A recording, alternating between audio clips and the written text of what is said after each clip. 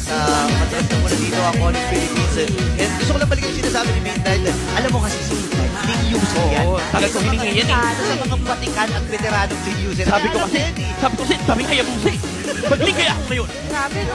Yung Hayabusa, saka Granger. Kasi itong dalawang to, yan yung dalawang hero na Skypiercer Enjoyer. Yup. So kapag nabypass mo yung time na wala yung threat ng Skypiercer, especially with the lineup of Onyx Philippines na scaling sa late game, ay pabor talaga sa kanila. And for Twisted Minds, hindi naman sa hinahayaan lang nila mag-farm dito yung Onyx Philippines. Ang problema kasi nila ngayon is ang daming trap na dinadaanan si Super Prince. Or sabihin natin, sobrang ng damage dito for Onyx. Grabe, kinakapos na sila dito. Pana! Mama yung pala. Boy pa si Hajiji dito. Boy pa.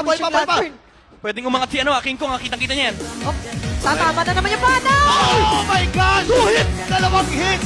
Pana. naman yung mag-isa Yung bot, yung bot. Nakasok yung bot. Yung bot at yung feed. Kailangan mag-react dito. Ayaw pa ulit! Pero kapag sila sa ating Sarah Force. Andito kami abilis sa araw